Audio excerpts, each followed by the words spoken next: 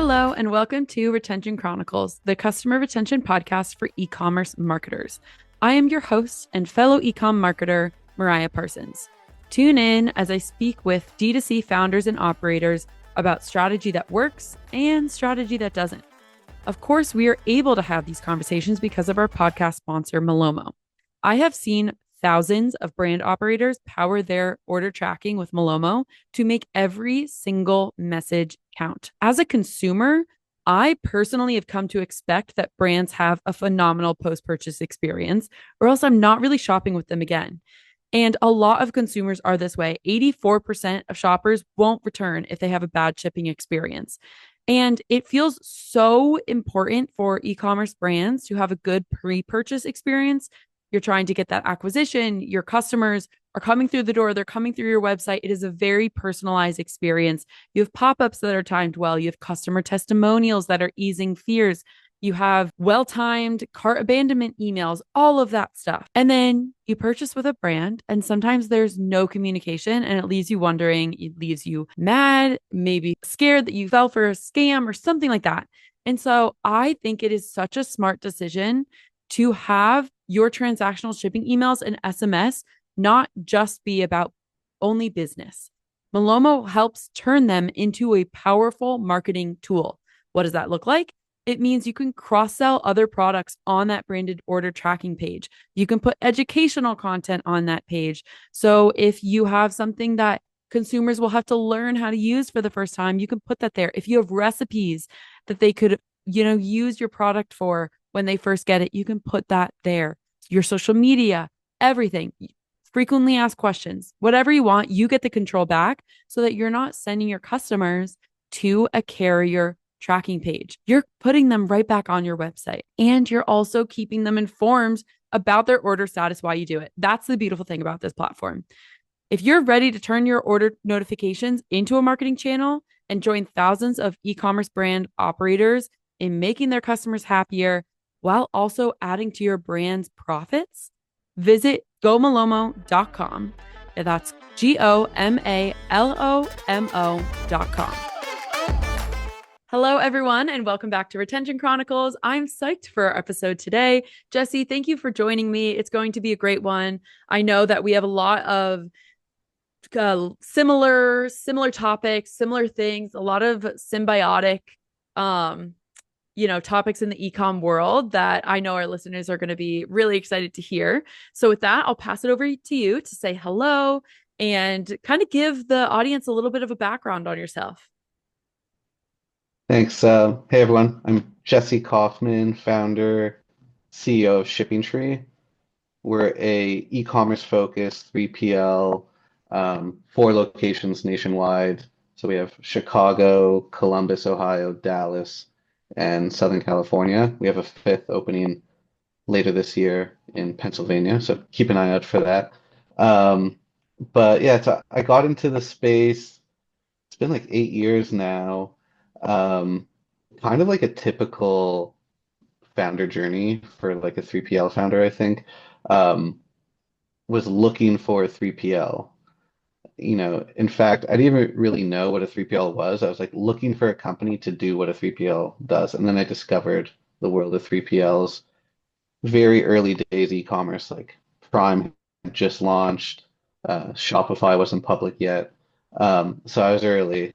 And instead of like continuing looking for a 3PL, because there was like nothing good out there, I decided to start building one. Okay, wonderful. I love that background. Two quick questions. So I'm actually based in Chicago. We didn't talk about this before getting on the call. So where are you based?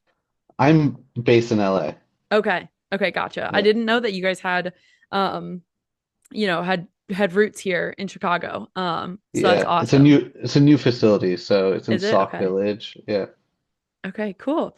Awesome. And then so because you were looking for a 3PL, um, can you tell us a little bit more about like what qualifications, even when you first started Shipping Tree, what were you looking for that you couldn't find? Because I feel like that would be a really informative Yeah. walk So down memory lane.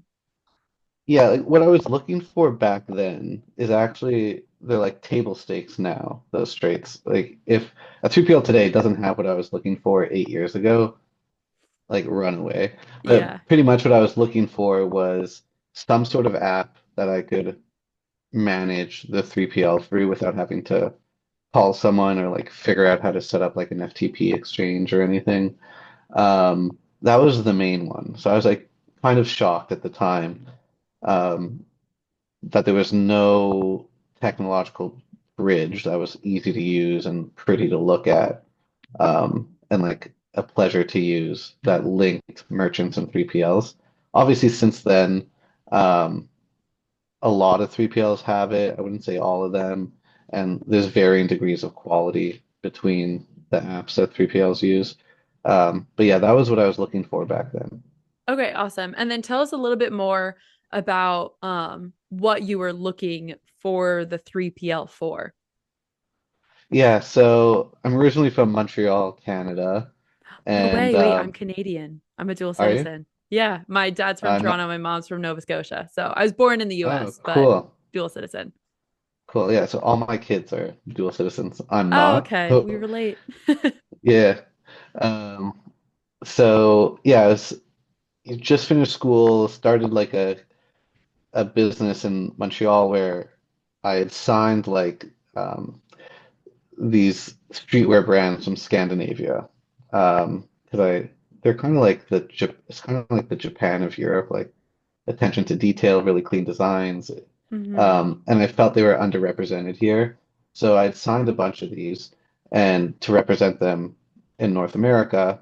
And one of the things we wanted to start doing was like localizing inventory for their e-commerce operations.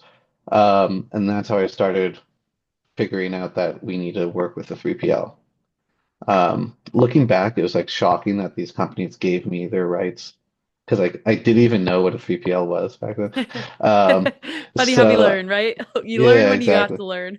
Yeah, it was about 8 years later. So that business was like super hard for a number of reasons. Wasn't really going anywhere fast enough.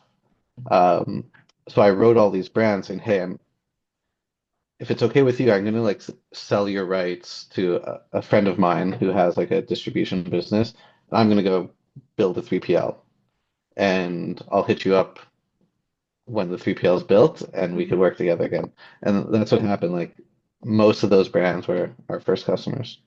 Okay. Oh, that's awesome. So walk me through a little bit of just early days of Shipping Tree. Like tell us tell us first about Shipping Tree, like now, and then we can kind of walk through a bit and then we'll dive into more about, what brands, 3PLs, what brands would want to use a 3PL, all that fun stuff. Yeah, so Shipping Tree right now, uh, fairly large, you know, 100-ish employees, flexes up and down with labor in the warehouses. Like I said, we have 4 locations, soon to be 5. Total space is, 5 to 600,000 square feet. Um, Last year, we fulfilled a few million orders, mainly for Shopify brands. Um, that's where we're at right now, which is pretty crazy because early days of Shipping Tree, I remember telling my wife, I'm like, oh, I'll be so happy once we're doing like 100 orders a day. Now we're doing like, yeah, thousands of orders a day. It's crazy. Yeah. Um, so that's where we're at now. Early days, I saw some pictures. It was like borrowing a piece of a friend's warehouse to like fulfill these orders for, and then figuring out how to fulfill orders myself and stuff. So like the first few years, like a grind, and then you start figuring things out, and things become second nature. You build like an instinct to identify good versus bad decisions, and hopefully that instinct is good, and yeah, you build a company. Yeah, yeah, for sure. So, yeah, it's so interesting, and I would love like this will be a great conversation because obviously through Malomo, we know a lot of the logistics around delivery and just inventory management and all that fun stuff, but actually walking Yeah. through like what does fulfillment look like on your end of things, I think would be really interesting. So if you could take us through, okay, first, when would someone say, brand owner, their launch, they're doing whatever X amount. When would someone be able to judge, like, okay, I need to now start having localized inventory. I need to work with the 3PL because I'm hitting like this speed bump or this speed bump. What would those bumps or those hurdles be where a brand would start to feel like, oh my God, I need a Yeah, 3PL? I think it depends on the founders, really. Um, if it's experienced founders and, they've raised a little bit of money or they have money to put behind the brand and they really want to scale quickly, I would go to a 3PL like almost out of the gate. We work with brands that are just starting out all the time. We're a little bit picky with those. Like we kind of take a process like evaluating the odds of this company growing into a customer that's like meets our minimums and stuff. But if you fall into that camp, I would go with a 3PL almost right away because you're going to be so busy like building your brand, focusing on product, and scaling that you're not going to want to take up time fulfilling orders and packing boxes and like probably not doing as good a job as a 3PL would do. Um, if you're kind of bootstrapping, and again, depends on your product, but I would probably, if it's taking up more than fulfilling orders is taking up more than 2 hours a day of you or your team's time, then I would start looking for a 3PL. Okay, that's a really good benchmark. To have like, okay, two hours a day if you're bootstrapping, or if you have some money backing you, just to outsource it and then focus on Yeah, growing your brand in other ways. you're going to need a 3PL eventually. It's either like a 3PL or you build out a warehouse, which there's like Not very very few common. people, yeah, very few people who want to take that on. Also a very valid strategy in some situations. So Yeah. Yeah, totally fair. So I always think about, especially in the Shopify world where it's way easier to start a brand, just compared to previous Shopify, which I know you had said, you've kind of seen the evolution through the years, going from, say, like you have inventory in your garage, right? Like that is just, I feel like the quintessential, you're yeah, starting your business out of your garage or in your apartment or something, right? And you go from having inventory there and then transitioning it to a 3PL. Um, what does that process look like? Like now I'm just asking you all these little things that are like black boxes in my mind. yeah. So logistically, most 3PLs will like help you get the inventory from your garage to them. Because like at that point you probably don't have relationships with the trucking companies or like where do I even get a pallet, like to put the Shipping product on. containers, yeah, all that. Yeah, you can't just like put boxes on a truck like that. So there's like the logistical side of things that the merchants are going to have to figure out on their own, or if they find a good 3PL partner, the 3PL will kind of assist them there. Then there's like the psychological piece of it, which I've seen be very hard for people to break away from, where it's like they've spent like a year or two being living with their inventory literally and like being able to touch it every day and new product comes straight to them. Whereas a 3PL, like the inventory is going to be, hundreds of miles away from you potentially. Um, if you're using more than one warehouse, it could be across the country. And they have to get used to the process of, getting pictures from the 3PL when inventory arrives, trusting the 3PL's like, QA processes, um, stuff like that. We see the situation a lot where a brand might be using like a local 3PL and they like being so close to their inventory, but now they've outgrown just being super local and they need someone with a nationwide footprint, but they're worried about being far away from the inventory. So we tell them, hey, we'll cover like a quarterly trip for two people to come visit the warehouse. And you could check out your inventory. no one like ever takes us up on that. Once like once It's just the once guarantee it that you would yeah, that it's you just like could. a peace of mind type thing, but like it's really rare for once things get set up and they just see orders going out and they're going out properly and they're getting delivered as promised. There's like a the peace of mind comes back, but that psychological issue of being like far from their inventory all of a sudden, um, that's like the bigger hurdle. Yeah, that's actually such a good point because I know too a lot of one of the things like we talk about at the Malomo side and on the podcast side is the difference a great customer experience can make. And I think that's also one of the things that 3PLs are very um conscientious of, right? Is how can you make sure that everything's getting packaged correctly, everything that's going out the door is, what it's supposed to be and all that stuff. And I feel like the psychological component of you go as a founder from, if you're including a card or something in your package, or if you're doing something that is a little bit more like, you're going a little Doesn't bit above and scale. beyond, yeah, with Yeah. the actual packaging. You're putting stickers in it or whatever you are doing for your brand.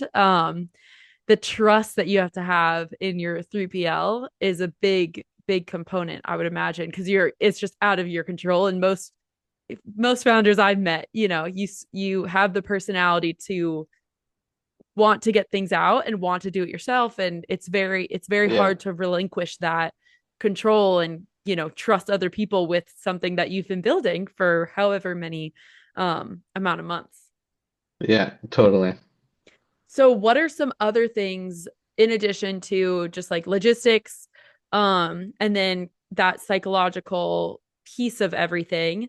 Are there any other things that you see like, okay, transitioning to working with a 3PL for the first time that founders sometimes are apprehensive of, or that, just any trends that you see when it comes to onboarding a 3PL? Yeah, so I think like the 3PL industry collectively has been burned by some bad actors and stuff out there. So there is like always some inherent trust issues that you have to overcome. Um, I think founders, most 3PLs, like I imagine founders are out there, they reach out to six 3PLs initially, they narrow it down to three or two, and then they compare with the ones they like most. Um, Pricing is going to be relatively comparable in those finalists, I think.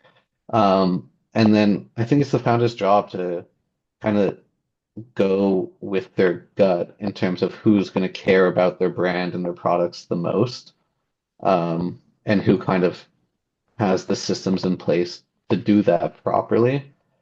Um, and so I think that's kind of a trend I've been noticing is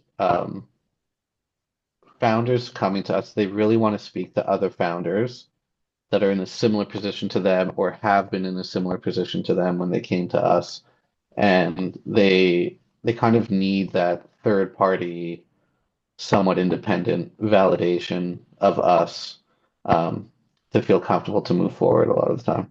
Yeah, that's a great point. So will you kind of make like have those founders that are willing, like those founders that work with you that are willing to talk to other founders and be like, okay, this is what I was struggling with, and just kind of talk through their experience and give that like testimonial? Yeah, totally. And like we've even seen it. Um, we've introduced two founders to each other, and like we're not perfect. No 3PL is perfect. We make mistakes. No person Even is, it, yeah. yeah, even if you're shipping out of your garage, you're gonna make mistakes also. So like Hmm. mistakes are gonna happen here. And we've found like some of the best feedback from references have come when they're like, oh, and we really appreciated that, X founder mentioned like this time you guys like messed up pretty badly, but then we're able to fix it and like we're totally fair about, you know, remuneration and stuff like that. So Yeah, and too, I think when there's something that goes wrong, you are way less likely for that to happen again in the future, right? Like learning from those mistakes and then yeah, being more protected on that front. I think speaks Yeah, a lot to it, and to be able to remedy a situation. Like nobody likes when things go wrong, right? But in the situation when you're out of your garage and maybe it's just you or maybe two co-founders yeah, or whatever else, it's all on you. So you now yeah, have to deal with it. At least with, partners, you can say like, "Hey, understand that this got messed up. What are we going to do to fix it?" yeah, Um and I think that speaks a lot to, the quality of what you guys do and your work, if your customers are able to say like, oh yeah, this was something that went wrong and then we fixed it and then that was fine. yeah, exactly. Yeah. um so you also mentioned kind of like the minimums that you all are evaluating when you're working with brands. If you're comfortable sharing, I'd love to have you kind of walk down just like what are you all looking for in terms of like minimums for working with a brand, or what makes sense for you all on the 3PL side of things. Because I think that also helps the merchant or a Shopify founder um, just think about like, okay, is this the right decision for me? Like, this is what this partner is looking for. Is it mutually beneficial? So for us, like our minimums are a little elevated. So 2,000 orders a month is kind of like our floor. We make exceptions all the time. Like I said, for companies just starting out that are like growing pretty fast, they could show us their Shopify data. Like if they're going to be at 2,000 orders like next month or in the 6 months even, we'll probably work with them. And then it goes all the way up. We have some customers fulfilling like 70, 80,000 orders a month with us. So pretty wide range. My advice to Shopify founders out there, um, there's so many 3PLs in this country, and if you need a 3PL, you'll be able to find a really good one that will work with you. So Mm-hmm. there's small mom and pop type 3PLs out there that they specialize in those like sub 1,000 a month brands, and they do a really good job. And when you outgrow them, they'll probably tell you like, "Hey, you guys are too big for us now. Like, here's a list of 3PLs we recommend." Um, so if you think like you need a 3PL and you're still, on the smaller side of things, great resources to find a good like mom and pop one would be Twitter. One of my friends, his name is Matt Hertz. He runs a company that like helps matchmake between brands, and 3PL is called Third Person. So there's so many resources out there if you're looking for a 3PL. And there's so many 3PLs now that like you'll be able to find one that fits what you need. Yeah. I love that shout out. And I love the willingness to be able to say, like, yeah, you will be able to find someone. You just have to look in the right spot. Yeah. And I think a lot of our listeners will hear that and be motivated to, maybe go explore and see if, they can find someone on Twitter or whatnot, with a mom and pop shop, or if they're bigger and, fit within your minimum. Um, Yeah, then reach out to seeing me that code. if you Yeah. want. But yeah, Yes.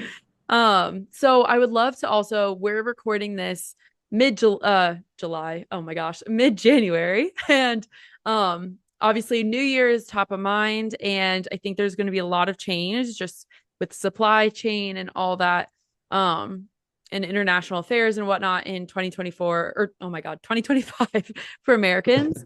So I would love to kind of get your opinion on, when you're looking at this year, what do you think is going to be really important for brands and the 3PLs that they work with in this year? Yeah, I think the big thing is going to be carrier diversification. A ton of changes happening on the carrier side of things, all downstream of some new initiatives on the USPS side of things. So brands and 3PLs that have gotten used to super cheap postage from, the DHLs and the OSMs of the world, like the aggregators, they're called. That's going to change quite meaningfully, depending on the size of your package and everything. But I think carrier diversification is going to be something that every brand and their 3PL partners are really going to have to take a look at. Um, there's great regional carriers out there. USPS gets a lot of flack, but honestly, I think they're pretty good overall. And then the big boys like UPS and FedEx, it's going to be interesting to see how they react um, to the USPS changes. And you know, we're always evaluating new carriers and, testing them in a really thoughtful way with some of our merchants before like rolling them out on a wider basis. So I think that's going to be a trend you're going to see a lot of talk about this year. And then like the Section 321 stuff, applies really to like larger brands, I think, but that was kind of that import tax and duties loophole through Mexico or Canada. Um, that's gone. So that's going to be a big change for a lot of brands and of big household names that you guys know. So keep an eye out for that. Should be pretty interesting. Okay, those are two great things to look out for, and I think we should dive into both of them because we haven't really talked about either on this podcast. So, let's start just naturally by with carrier diversification. So, walk us through a little bit of the USPS changes that are going to be occurring because I don't even know. Like the familiarity is just headline for me. So I think it would be Yeah. really interesting to kind of walk through for someone like yourself who's an expert in a space to be like, okay, this is what's happening. This is what I think is going to be like cause and change or cause and effect of it. So I'll try to keep it like not super granular, but what was happening before, I'm sure you're familiar with DHL eCom. I'll Mm-hmm. use them as an example. But DHL eCom before would, pick up from the warehouses and then they would do some sorting and hand it off to USPS like closer to the end customer. That's kind of like a very high level view of what was going on. And so DHL would do the final mile. USPS would do the final mile. DHL and USPS had an agreement for the price of that final mile, which was very cheap. So DHL was able to resell that final mile service by USPS, um, and I imagine make quite a bit of money, and at the same time be able to offer that delivery for cheaper than USPS was able to offer it publicly themselves. Mm. And there was a few companies doing this. And so what USPS said recently is we're canceling those contracts. So Gotcha. here are your new rates, DHL. Do with them what you want. But like a lot of those Figure it out. packages, yeah, a lot of those packages you were delivering before for cheaper than us are not going to be cheaper than us anymore. So that's essentially what happened. It's a lot more complicated, but like essentially that's what happened. Um, so it's going to be interesting to see. Now, USPS is also they're not like total bad guys in this situation because they have lowered their rates, their public rates, or at least rates they're giving 3PLs. So it's not going to be like a huge hit. Um, it'll be a hit, but it's not going to be like a massive hit for the industry. But it's something to keep an eye on for sure. Okay, that's a really good synopsis, I think, of people who aren't in the weeds. And granted, right, like we're even, and I say we as Malomo, for me on marketing, I'm like, okay, no, I know the headline, and that's I know there's changes, I know that the Yeah, contract is up, and that's about all I got. So it's even fascinating from a tech perspective to see how, kind of the sub surface level explanation yeah. that you gave. And I think it'll be really interesting to see kind of how that plays out and where people are choosing to go. So carriers, I know they can be so complicated. Like this is something that I don't think a lot of people know unless you're in the space and dealing with them every day. And I know from our team like it takes a lot, and so I can imagine it would be pretty big headache inducing thing for a founder to look at. Okay, this is happening. So how do I diversify my carriers? So say, you're talking to one of your founders that you're working with and they're like, okay, I know this is going to affect us because whatever, 95% of our packages were going through the DHL UPS um system. So where is that where your team comes in? You're like, okay, let's look at what carriers we can map to or what carriers to bring on for all of to mediate between like the price differences, even though you said they won't be that much different. Yeah. Um, yeah, so it was kind of like just an automatic reaction for us. We saw this news, we started making preparations for it. Um, Really hard to diversify carriers if you're not with the 3PL. Like there's not a lot of brands out there that have the volume to do that effectively at all. Like we barely have the volume. So it's important to work with 3PLs that like have that capability and then have the tech to take advantage of it. So most of our merchants, they just use our rate shopping tools where they kind of set the desired days in transit that they'd like, and then our system finds the cheapest option for that desired day in transit. Um, and so our merchants have seen like very little disruption from this. There's a handful that particularly liked DHL ecom, and now for their size of package and stuff, it doesn't make a lot of sense. So they're using other carriers, but for the most part, like we've seen minimal interruptions here. And we weren't a huge DHL user before, anyways, luckily. Um, Merchants don't love them. I haven't loved them in the past. Like Yeah, I they're know cheap for a it reason. can be Yeah, yeah, difficult. Yeah.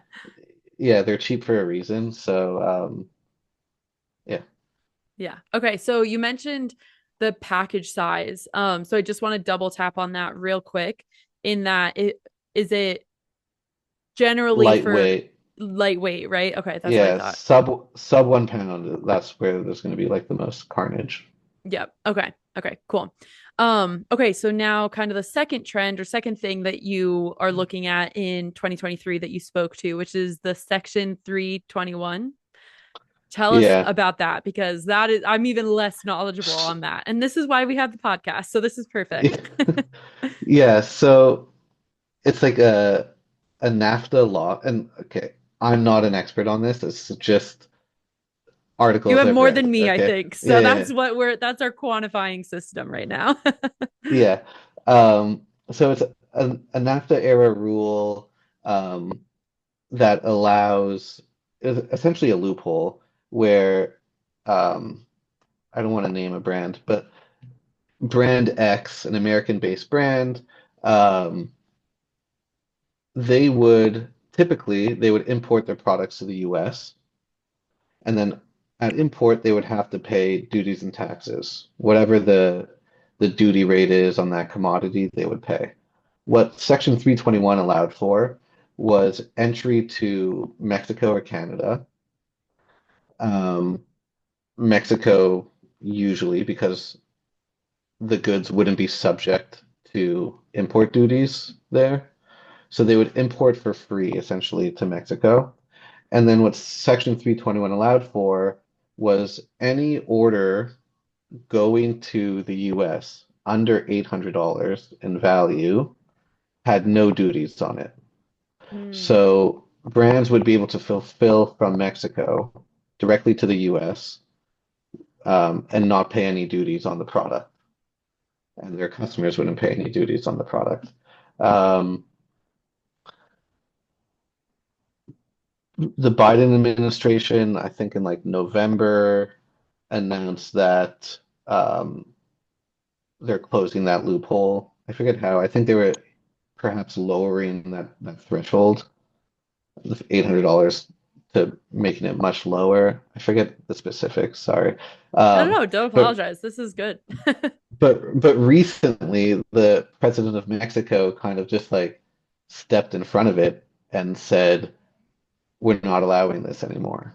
Mm, So brands thought they had like a couple of months to make a decision and find a solution here. And then the president of Mexico stepped in and said, no, sorry, like, figure it out in the next week, essentially. gotcha.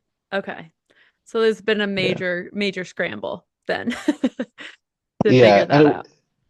Yeah, I always thought like it was a silly thing to have because it's like taking away business from US 3PLs. Like it's not a very uh, US business positive rule. So I'm happy it's closing. Obviously, I'm biased because it means more customers for 3PLs, but really, I think it's like the right thing for the country. It's going to be more jobs here, and yeah, Okay. I appreciate your perspective on that. And yeah, it'll be interesting to see just the effects of both of these things. Especially as we're recording, even in weeks or months, right? Like when this episode is being released, things could have changed, or merchants are already seeing the effects, or yeah. consumers are seeing the effects. Like you'd be shocked, especially apparel. Apparel's like the biggest category that took advantage. Apparel are like home goods that took advantage of Section 321. You'd be shocked at how many of those orders you get come from Mexico because they just print a USPS label and then in Mexico, and then they drive it over to like San Diego or a city on the Texas-American border, and they give it to USPS there. So there's no like scan in Mexico or anything like that. It's just like a Interesting. USPS. Yeah, Huh. yeah. Yeah, you would So never know. like I know I have like a small list in my head of brands that do this, and they're just like typical American success stories, but they're all Yeah. using 3PLs in Mexico. Mm. How do you like you don't obviously don't name them, but how do you know those brands are doing that? Just like through the like stratosphere of 3PL world, like people just know. Yeah, yeah. Okay. So you Yeah. wouldn't know it unless, you were in the world that you're currently It's in. very, yeah, it's very hard to tell. Okay. Um, yeah, that'll be so interesting. And there's so many different things along the just getting an order from, click like for a consumer to click on the buy now button and then for it to get to your door. There's so many different moving pieces, and it really can be something that is, like it takes a lot to make it look flawless. And I think that's Hmm. what good partners that who have figured out how to make it look flawless, and even when things go wrong you can rectify it and all that stuff. um it is why I'm still fascinated by e-commerce and just this industry in general, because it is ever changing, and it has Yeah, ever so changing. many different parts that you would never see. Yeah.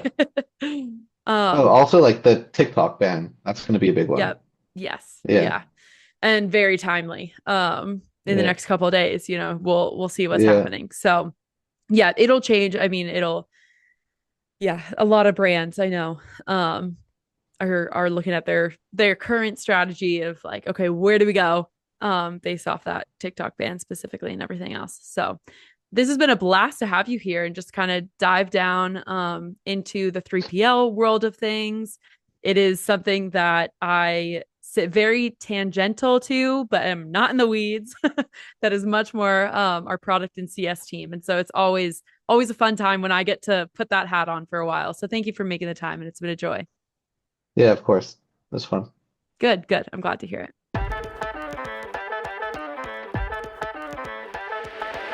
Thank you for listening to today's episode. These conversations bring so much knowledge to the table, and I'm so grateful for that.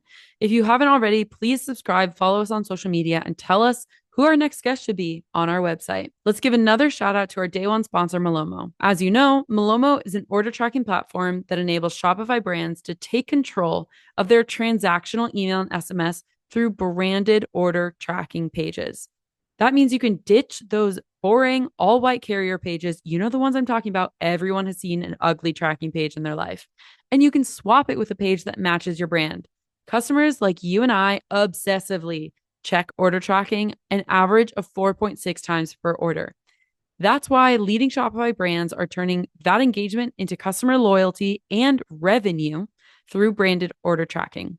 Learn more about how to get ahead of shipping issues, brand your order tracking experience, and reconvert customers while they wait for their package to arrive with Malomo. Visit gomalomo.com. That's GOMALOMO.com.